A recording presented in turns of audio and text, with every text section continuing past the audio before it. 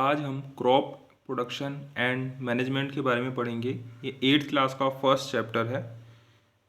इस चैप्टर में हम फसल कैसे उगाई जाती है, कैसे उसका मैनेजमेंट किया जाता है, हमें खाने की क्या ज़रूरत पड़ती है, कैसे उसको लार्ज नंबर पे हम प्रोडक्शन करते हैं, कैसे मैनेजमेंट करते हैं, इन सब चीज़ों के बारे में पढ़ेंगे। एग्रीकल्चर की प्रैक्टिस क्या होती है, एग्रीकल्चर में कैसे कैसे धीरे धीरे सुधार आया है उसके बारे में पढ़ेंगे। और भारत में कितने क्लाइमेट कंडीशन हैं, temperature, humidity, rainfall vary from region to another. इन सब अलग अलग क्षेत्र में अलग अलग हिसाब से होता है। जैसे मेघालय में हमेशा बारिश ही होती रहती है, तो वहाँ का टेम्परेचर, ह्यूमिडिटी अलग होता है, वहाँ पे फसल करने का तरीका अलग होता है। उसी प्रकार हमारी फसलें भी कहीं वैसे तो मेजर हम दो भागों में डिवाइड कर रखा है फसल। एक है खरीफ क्रॉप्स, एक है रबी क्रॉप्स। ये खरीफ हमारी रेनी सीजन में होती है, ये जून टू सितंबर। इसके अंदर हम चावल, मेज़, सोयाबीन, मूंगफली, कॉटन, इन सब का उत्पादन करते हैं। रबी क्रॉप्स में ये विंटर सीजन में होती हैं, ये अक्टूबर टू मार्च होती हैं। इसके अंदर हम गेहूँ, चना, मटर, सरसों का तेल, अलसी का तेल, इन सब का प्रोडक्शन करते हैं। और जो पल्स वेजिटेबल होती हैं, pulses dal vegetables are grown during the summer at many place. कहीं कहीं गर्मियों में भी उगाया जाता है ये दाल को, वेजिटेबल्स को। मैन्योर, खाद उर्वरक का कैसे प्रयोग करते हैं, मिट्टी का कैसे यूज़ किया जाता है खेती के अंदर, कंपोस्ट खाद को कैसे यूज़ किया जाता है, बुआई कैसे की जाती है, सिंचाई कैसे की जाती है, जंगली घासों से कैसे छुटकारा पाया जाता है, कटाई, स्टोरेज, ये सारी चीज़ों के बारे में इसमें हम पढ़ेंगे। Now we are start the first chapter. Paheli and Boojho went to their uncle Paheli and Boojho went to their uncle house during the summer vacation. Paheli और बूझो दो बच्चे हैं, ये अपने अंकल के घर गए हैं गर्मी की छुट्टियों में। There uncle is a farmer, उनके जो अंकल हैं वो किसान हैं। One day they saw some tools like खुरपी, sickle, shovels, plough, etc in the field. उन्होंने कुछ टूल्स देखे हैं, जो औजार होते हैं, जो खेती करने के लिए जो औजार होते हैं वो वाले टूल देखते हैं बच्चे।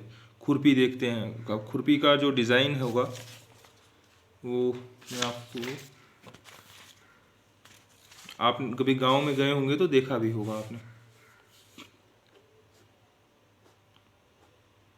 या आपके यहाँ जो गार्डनर आता है, जो माली आता है, उसके पास ऐसे खुरपी रहती है, ये लक्कड़ का हैंडल होता है और यहाँ से ये प्लेन तीखा होता है थोड़ा कम, जिससे मिट्टी खोदने में आसानी हो, इसे खुरपी कहेंगे हम।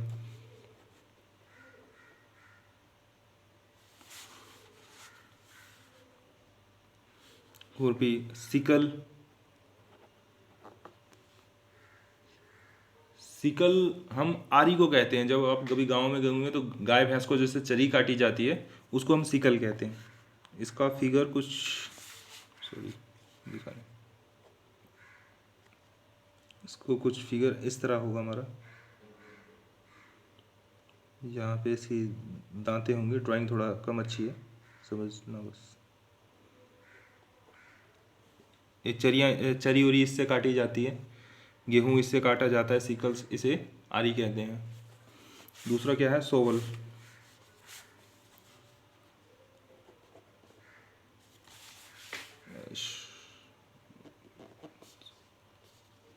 ये हमारा मिट्टी को उठाने के लिए नॉर्मली होता है ऐसे,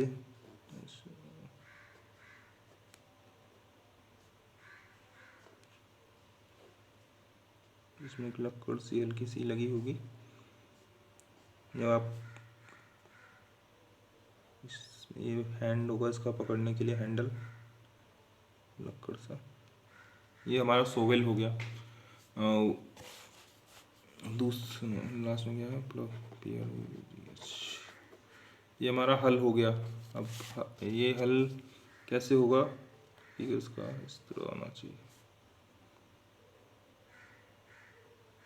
ये लोहे का होता है, यहाँ ऐसे होता है, इसको किसान ऐसे हैंडल होगा, ये बीम हो जाती है, इस पे बैल इसको खींचते हैं और ये मिट्टी खोदते हुए चल देता है।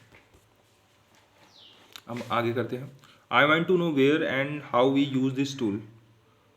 मैं जानना चाहता हूँ वेयर, जहाँ, and how we use this tool, कैसे ये यूज टूल किया जाता है। You have learn that all living organism they required food.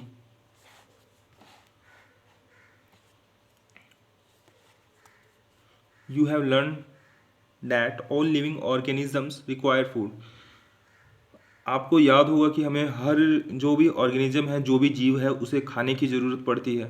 ये हम पहले से भी पढ़ते हुए आए हैं, पिछली क्लासों में हमने पढ़ा हुआ है। Plant can make their food themselves. Plant अपना खाना खुद ही बनाते हैं फोटोसिंथेसिस के जरिए। ये हमने छोटी क्लासों में पढ़ा हुआ है। फोटोसिंथेसिस में खाना कैसे बनाते हैं, धूप से लेते हैं एनर्जी, कैसे कैसे लेते हैं, पानी कहाँ से लेते हैं, ज़मीन से लेते हैं, ये सब चीज़ें हमने पढ़ी हुई है। Can you recall how green plant synthesis there on food. क्या आप याद कर सकते हो ये चीज़ें जो आपने पिछली क्लास में पढ़ी हुई है। Animal including human can not make their on food. Animal, जानवर और इंसान can not make their on food, वो अपना खाना खुद नहीं बनाते हैं। मतलब शरीर के अंदर उनके खुद खाना नहीं बनता है, उन्हें अलग से उस चीज़ को खाना बनाना, पकाना या कच्चा खाना कैसे भी करते हैं, वो उस तरीके से करते हैं। मतलब शरीर उनका खुद अपने आप ही खाना नहीं बना देता, उसे पकाना पड़ता है या तोड़ के लाना पड़ता है, बाहर से यूज करना पड़ता है, किसी और चीज़ पे डिपेंड होना पड़ता है। So where do animal get their food from. तो वो कहाँ से अपना खाना प्राप्त करते हैं। But first of all why do we have to eat food. सबसे पहली बात ये है कि हम खाना ही क्यों खाते हैं। हम खाना इसलिए खाते हैं कि हमें एनर्जी मिले। जैसे गाड़ी होती है, बाइक होगी, तो वो गाड़ी कैसे चलती है, उसको एनर्जी मिलती है। एनर्जी किसके रूप में मिलती है, पेट्रोल के रूप में मिलती है। अगर हम पेट्रोल गाड़ी में नहीं डालेंगे तो गाड़ी नहीं चलेगी। अगर इसी प्रकार अगर हम खाना नहीं खाएंगे तो हमें एनर्जी नहीं मिलेगी। खाना खाते हैं, वो हमारी एनर्जी फॉर्म में ग्लूकोज में कन्वर्ट होता है, ग्लूकोन से ग्लूकोज में होता है, फिर जाके वो हमारे वेंस के जरिए हमें खाना एनर्जी के रूप में प्राप्त होता है, तो हमारा बॉडी वर्क करता है।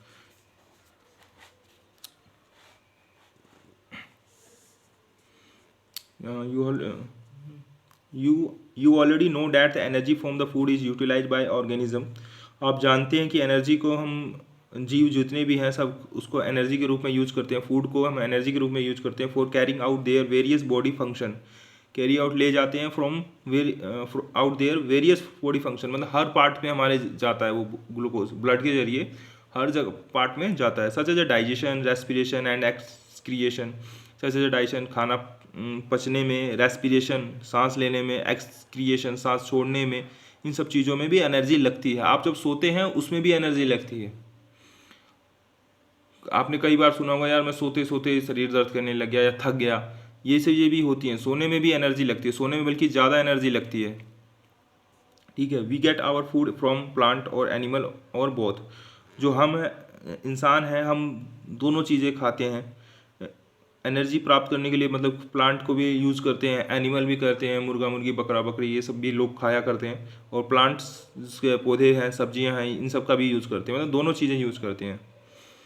Since we all need food, how we provide food a large number people in our country. Since चूँकि वी ऑल नीड फूड, हम सभी को खाने की आवश्यकता है, तो how can we provide food a large number of people in our country. मतलब how can we provide food to large number, मतलब एक बड़े पैमाने पे हम कैसे अपने देश को खाना प्रोवाइड कराते हैं, मतलब अनाज प्रोवाइड कराते हैं कि किसी से सबका मैनेजमेंट हो जाए। इसके लिए हम एक लार्ज नंबर पे प्रोडक्शन करते हैं, खेती करते हैं। इस हिसाब से हमारा ये प्रोडक्शन, ये खेती के जरिए, मैनेजमेंट के जरिए, क्रॉप प्रोडक्शन मैनेजमेंट, इसीलिए आपको पढ़ाया जा रहा है कि हम लार्ज नंबर पे खेती कैसे करते हैं, उसको किस हिसाब से किया जाता है कि अनाज ज़्यादा से ज़्यादा उत्पादन हो अनाज का। Food has to be produce on a large scale. उसमें पूछा गया कि हम लार्ज नंबर पे how can we provide food, हम कैसे इतने बड़े संख्या में लोगों को खाना बांटते हैं। तो हम इसका छोटा सा आंसर है, food has to be produce on a large number. ये जब भाई ज़्यादा से ज़्यादा स्केलों पे, ज़्यादा से बड़े बड़े पैमाने पे हमें खेती करनी पड़ेगी, उसी हिसाब से हमें उत्पादन मिलेगा, क्योंकि ज़्यादा लोगों को खाना देना है तो ज़्यादा खेती करनी पड़ेगी। ये इसका आंसर है छोटा सा। In order to provide food for a large population, regular production, proper management and distribution is necessary. अब देखो रेगुलर प्रोडक्शन में क्या हो जाता है, जैसे हर साल गेहूं की खेती होनी चाहिए, हर साल प्याज की भी होती है, हर साल चावल की भी होती है। अगर ये एक साल हम रोक देते हैं तो अगले अगले नेक्स्ट ईयर जो होगा प्राइस बहुत ज़्यादा हो जाता है। कभी कभी आपने सुना होगा इस बार प्याज के दाम बहुत ज़्यादा ऊंचे हैं। तो प्याज के दाम इस वजह से ऊंचे होते हैं कि प्रोडक्शन उसका हम कम कर देते हैं, या किसान को पिछली साल भाव अच्छा नहीं मिलता तो कहते हैं मैं इस साल खेती नहीं करूँगा, प्याज की तो बिल्कुल नहीं करूँगा क्योंकि मेरे को पिछली बार बहुत घाटा हुआ था। तो उसे नेक्स्ट ईयर फिर क्या होता है, जब प्रोडक्शन माल की कमी आ जाती है तो उसकी डिमांड ज़्यादा बढ़ जाती है, और डिमांड बढ़ने से उसका प्राइस बढ़ जाता है, और प्राइस बढ़ने से वो महंगा होगा, जाहिर सी बात है। इसी प्रकार इसमें रेगुलर प्रोडक्शन ज़रूरी है, क्योंकि भाई ज़्यादा अगर प्राइस भी ज़्यादा जाएगा तो गरीब लोगों में, वो सब लोगों में डिवाइड नहीं हो पाएगा, सब लोग उसे खरीद नहीं पाएंगे, उस चीज़ को खा नहीं पाएंगे, तो वो भी चीज़ सही नहीं है। अब प्रॉपर मैनेजमेंट वही है, रेगुलर प्रोडक्शन से ही रिलेटेड है कि इसको प्रॉपर मैनेजमेंट, तो किसान जैसे गेहूं का रेट कभी कभी कम हो जाता है तो सरकार उसको प्रॉपर मैनेजमेंट करने के लिए क्या करती है, उसे महंगे दामों पे अपने पास खरीदती है, जो आपको राशन की दुकानों से मिलता है। ये सब चीज़ें राशन की दुकानों पे जो मिलता है वैसे, मतलब कि सरकार चाहती है कि किसानों को घाटा ना लगे। अगर घाटा लगेगा तो अगले साल वो बेचारे उस चीज़ की खेती नहीं करेंगे, और खेती नहीं करेंगे तो नेक्स्ट ईयर क्या वो चीज़ उसका प्राइस बहुत बढ़ जाएगा। तो इस चीज़ लिए आपने कभी देखा होगा तो किसान से सरकार महंगे रेट पे गेहूं खरीदती है कि उसका ज़्यादा से ज़्यादा घाटा किसानों को ना लगे। ये होता है हमारा प्रॉपर मैनेजमेंट करती है सरकार, मैनेजमेंट करती है, उसकी जिम्मेदारी सरकार की भी होती है। एंड डिस्ट्रीब्यूशन इज़ नेसेसरी कि हर जगह हर चीज़ का उत्पादन नहीं होता है। अब जैसे हरियाणा में है तो हरियाणा में गेहूं का ज़्यादा उत्पादन होता है, चावल का हल्का कम होता है। यूपी, बिहार, पश्चिम बंगाल, यहाँ चावल का अच्छा उत्पादन होता है, और एमपी हो गया, यहाँ पे भी होता है। तो यहाँ से यहाँ डिस्ट्रीब्यूशन होना चाहिए, नहीं तो वहाँ के लोगों को चावल नहीं अच्छे मिलेंगे।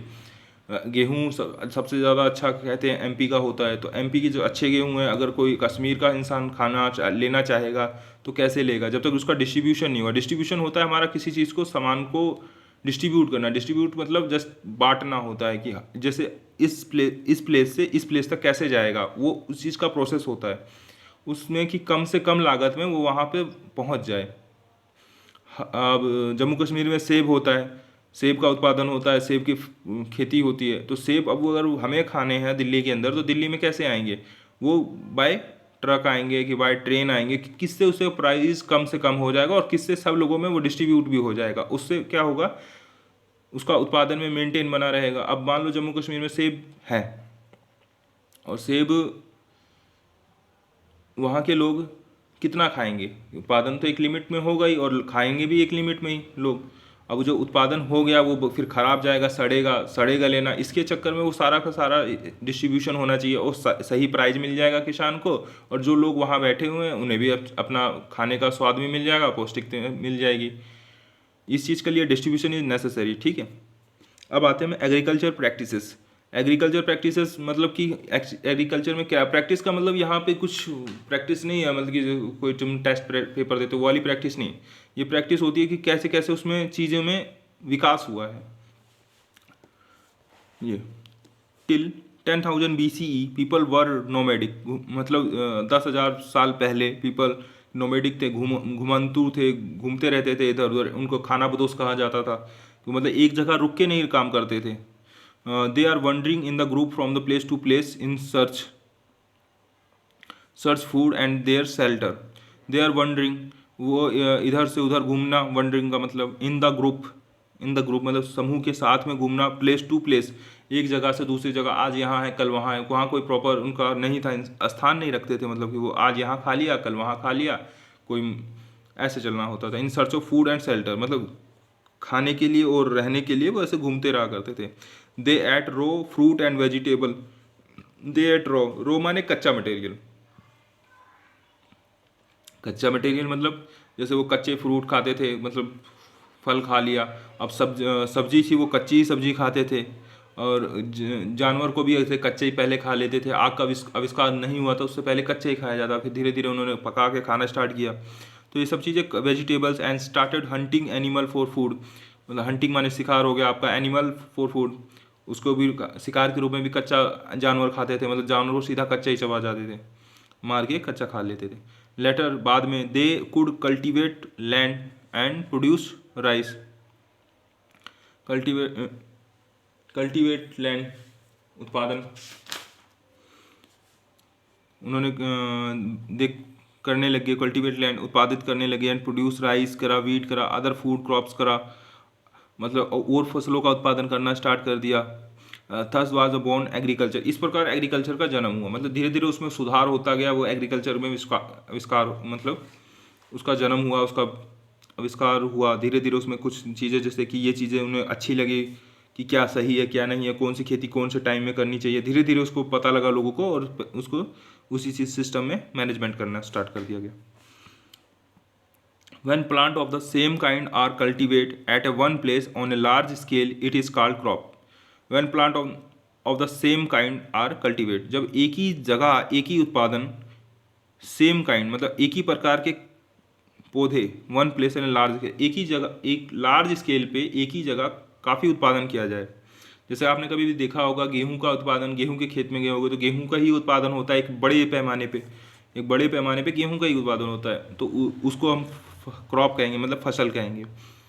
जिसमें वही लिखा हुआ है when plant of the same kind, जब एक ही तरह के पौधे एक ही प्रकार के एक ही प्लेस पे लार्ज स्केल पे अगर हों, लार्ज स्केल मतलब बड़े स्केल पे बड़े पैमाने पे हों, बड़ी काफ़ी बड़ी जगह पे हों, तो उसे हम फसल कहते हैं। कि ये नहीं कि एक पौधा लगा दिया तुम कहोगे मैंने फसल करी है, नहीं, एक पौधे से फसल नहीं होती, उसको फसल नहीं कहेंगे। उसको जब कई सारे पौधे एक ही जगह लगे होंगे उसको फसल कहेंगे। ये क्रॉप मतलब फसल होता है। For example crop of the wheat means that's all plant grown in the field are the wheat that of wheat.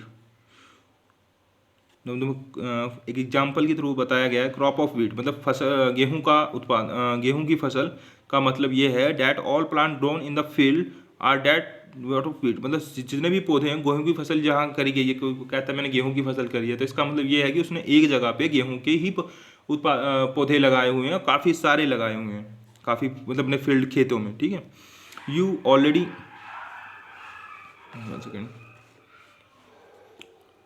you already know that the crops are of different types like cereal, vegetable, fruits. These can be classified on the basis of the season in the which they grow. You already know that the crops are of different types like cereals, अनाज, vegetables, fruits सब्जी and फल। आप पहले ही जानते हो कि हमारे पास फसलें कई प्रकार की होती हैं, सब्जी का उत्पादन होता है, अनाज का उत्पादन होता है, फल का उत्पादन होता है, ये सारी फसलों में ही आता है। This can be classified on the basis of the season in which they grow. ये सारे सीजन अपने सीजन पे ही ग्रो किए जाते हैं, ऐसे नहीं है कि कहीं पे भी ग्रो कौन सा भी ग्रो कर दिया जाता है। जैसे नॉर्मली हम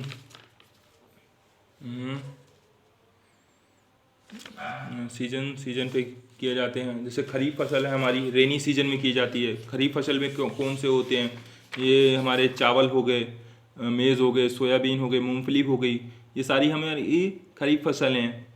और रबी फसल हैं, ये भी सीजन के अकॉर्डिंग ही चलती हैं, ये विंटर सीजन में चलेंगी, ये अक्टूबर टू मार्च होती हैं। वीट होता है, गेहूँ होता है इसमें उत्पादन, मटर होगा, मस्टर्ड होगा, अलसी होगा, ये सारा चीज़ें हमारी रबी क्रॉप्स में आ जाएंगी। इसी प्रकार से सीजन में हो रही है ना, तो खरीफ हमारी कब हो गई, रेन सीजन में, खरीफ हो गई बारिश के सीजन में, और रबी हो गई हमारी सर्दी के सीजन में। तो यानी सीजन पे डिपेंड करती है, क्लासीफाई कर रखा है उसी चीज़ से हमने, क्योंकि ये उत्पादन तभी होगा। India is a vast country,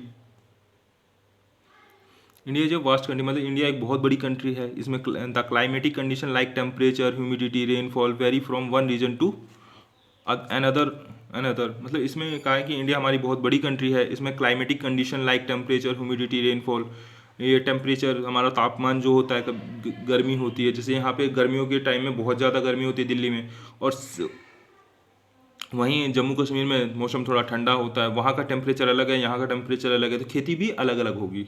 humidity, Meghalaya में हमेशा बारिश सबसे ज़्यादा होती है भारत में, मेघालय, तो यहाँ मतलब जिस एरिया में राजस्थान में कम होती है वहाँ की ह्यूमिडिटी कम होगी, और वहाँ ह्यूमिडिटी ज़्यादा होगी, तो उस हिसाब से भी खेती की जाती है। रेनफॉल, बारिश, vary from one region to another region, मतलब एक क्षेत्र से दूसरे क्षेत्र में वेरी करता है। कि वेरी क्या करता है, मतलब डिफरेंस करता है, डिफरेंस रखता है। कि वो ज़रूरी नहीं है कि वो जो दिल्ली में जितनी गर्मी है आपके गांव में भी एट ए टाइम उतनी ही गर्मी होगी, नहीं। बारिश अगर दिल्ली में हो रही है तो हर जगह बारिश नहीं होती है, ठीक है। According there is a rice.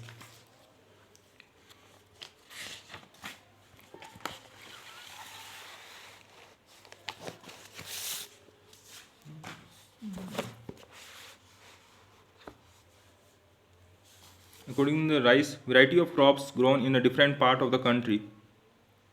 चावल कहीं कहीं अलग अलग तरीके से अलग अलग उगाए जाते हैं। Despite the diversity of two broad of cropping pattern can we identify these are.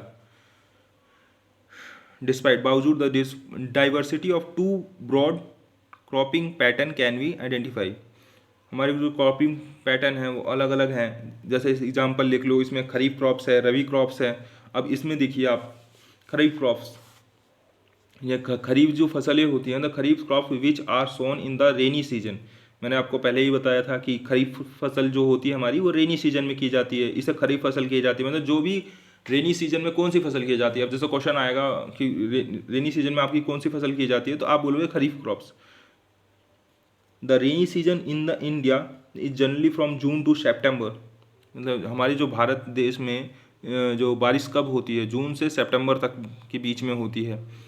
और ये पैडी हो गया, मेज हो गया, सोयाबीन हो गया, ग्राउंड नट हो गया and cotton are kharif crops. Paddy rice हो गया, किसी बच्चे ने लिखा हुआ है पेंसिल से। ये पैडी हम राइस चावल को कहेंगे, मेज मक्का, सोयाबीन हो गया, ग्राउंड नट मूंगफली हो गई, कॉटन हो गया, खरीफ फसल। ये मतलब खरीफ फसल में आएंगी और ये रेनी सीजन के टाइम पे होती है। उसके बाद आती है rabi crops. The crops grown in the winter season. Crops, rabi crops को हम विंटर सीजन यानी ठंडियों में करते हैं। जैसे अभी अक्टूबर चल रहा है तो अब से स्टार्ट हो जाएंगी रबी क्रॉप्स। तो अभी कौन सी चलनी है, रबी क्रॉप्स। और अभी भी जस्ट कौन सी गई हैं, खरीफ क्रॉप्स। तो अब अक्टूबर टू मार्च तक हम कौन सी फसल का उत्पादन करेंगे, रबी का करेंगे, are called rabi crops. The example of rabi crops are wheat, गेहूं का उत्पादन होगा, ग्रेन्स चने का, पी मटर, मस्टर्ड सरसों के तेल का, लिनसीड,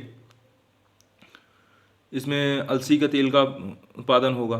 मतलब ये चीज़ें अब हम स्टार्ट करेंगे अक्टूबर टू मार्च में। अभी हमारा अक्टूबर चल रहा है, अक्टूबर टू मार्च में हम रबी का करेंगे। खरीफ का कब करते हैं, हम रेनी सीजन में करते हैं, जो बारिश का सीजन होता है, जून टू सितंबर होता है नॉर्मली, उसमें करते हैं। Beside these pulses and vegetable are grown during summer at many places.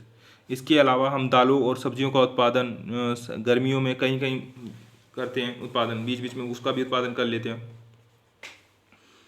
Basic practice of crop production, basic practice of मतलब जो नॉर्मली है, why paddy can not be grown in the winter season. मतलब हम जो चावल का जो उत्पादन है विंटर सीजन में क्यों नहीं करते, तो सर्दियों में कर लेते हैं हम चावल का उत्पादन, गर्मी में रेनी सीजन में ही क्यों करते हैं। उसके पीछे एक लॉजिक होता है, रीज़न होता है कि किसानों को दिक्कत ना हो, उत्पादन अच्छा हो, कम लागत में हो। ये सब चीज़ों को देख के किया जाता है। हम कोशिश करें तो कुछ ना कुछ हो भी जाएगा उत्पादन, ऐसी बात नहीं है, मगर उसमें दिक्कतें आती हैं। उसका टेम्परेचर मेंटेन करना, फिर हर चीज़ ये करना, जो उस पौधे को रिक्वायरमेंट होती है कि उतनी धूप चाहिए, उतनी गर्मी चाहिए, उतना पानी चाहिए, इसके अकॉर्डिंग हमने उसे रेनी सीजन में डिवाइड कर रखा है, करना पड़ता है। Baddie require is a lot of water. जो हमारा जो चावल का पौधा हो तो वो सबसे ज़्यादा पानी मांगता है। Therefore it is grown only in the rainy season. मतलब रेनी सीजन में वो पानी ज़्यादा मांगता है। वहीं बारिश का है, बारिश हुई, उसको किसान को फ्री में पानी मिल गया, ना उसकी बिजली लगी, ना उसको रहट लगानी पड़ी या कुछ और पानी का अदर सोर्स करना पड़ा, ना मेहनत लगी ज़्यादा, तो वो पानी भी पूरा में से मिल गया। और बारिश के पानी में मिनरल भी होते हैं, तो मतलब उसको सस्ता ही पड़ता है कुल मिला के। अगर यही चीज़ अगर विंटर सीजन में करता तो उसे पानी का अपना पूरा लगाना पड़ता, मिट्टी में नमी कम होती, ये सब चीज़ों का होता, पानी का खर्चा उसका ज़्यादा से ज़्यादा आ जाता, फिर उसका प्राइस, उसका प्रोडक्शन ऑफ कॉस्ट बढ़ जाती, तो वो चीज़ें उसके लिए अच्छी नहीं होती, महंगा पड़ता। इसलिए वो क्यों इतनी टेंशन लेगा, जब रेनी सीजन में बारिश हो रही है तो उसी में कर लेगा। इसकी जगह अगर वो दूसरी फसल रेनी सीजन में लगाता, जस्ट लाइक गेहूं का उत्पादन करता, उसमें इतना वो चाहिए नहीं, क्या कहते हैं, पानी चाहिए ही नहीं। और पानी नहीं चाहिए तो फिर वो गेहूँ उगा नहीं सकता, फिर ज़मीन उसकी खाली पड़ी रह जाएगी। इससे बेहतर है कि वो season by two season production करे क्रॉप का, तो वो अच्छा प्रोडक्शन भी करेगा और उसका पूरा यूटिलाइज भी होगा उसकी जो खेती है। Cultivation of crops involves several activities undertaken by farmer over a period time. You may find that these activities are similar to those carried out by a gardener or even by you when you grow ornamental plant in your house. Cultivation उत्पादन of crops, crops का उत्पादन करना, खेती करना, involve several activities, मतलब कई activities में है हमारे फार्मर में over a period of time. you may find that these activities are similar to those carried out. आपने देखा होगा कि कभी कभी माली आते हैं आपके घर, आप उसको पौधे लगाते हो, सजाने के लिए लगाते हो, घर सजाने के लिए लगाते हो, ये सब चीज़ें होती हैं। उसमें भी उत्पाद वो ऑर्नामेंटल आपका सजावटी पौधा in your house, grow in house, या गार्डनर आता है, वो सब चीज़ें एक्टिविटी होती है। ये भी एक तरह की फसल होती है। इसमें नर्सरी की फसल करती है। वो जो गार्डनर होता है उसको पौधे को एक एक जगह छोटे छोटे में उसका प्रोडक्शन करता है, फिर धीरे धीरे मतलब कि फिर उससे एक जो आपकी गलियों में आते हैं वो उससे वहाँ से पौधा खरीद के लाके फिर आपको सेल करते हैं। दीज एक्टिविटीज़ और task are referred to as a agriculture practice. ये एक्टिविटीज़ जो थी रेफर्ड की जाती हैं agriculture practice which are listed below. मतलब एक एग्रीकल्चर प्रैक्टिस में ये सारी चीज़ें ज़रूरी हैं। ये टोटल हमारी 7 चीज़ें हैं, सातों चीज़ें हमारे होनी ज़रूरी हैं। प्रिपरेशन ऑफ सॉइल में हमारा आता है जैसे मिट्टी की खुदाई कैसे करनी है, मिट्टी को तैयार कैसे करना है, नमी कितनी चाहिए उस पौधे के लिए, उसको उगाने के लिए, उसको बीज। अब आप सोचो कि भी मैं बिजाऊँ बीज ऐसे ही फेंक आऊँ खेतों में, उग जाएगा पौधा? नहीं उगेगा, क्योंकि उसके आधा नुकसान तो आपकी चिड़िया जो होती हैं वो खा जाएंगी। उसके अलावा भी उसमें पानी की ज़रूरत होती है और चीज़ें की ज़रूरत होती है। वो कैसे करेंगे आप?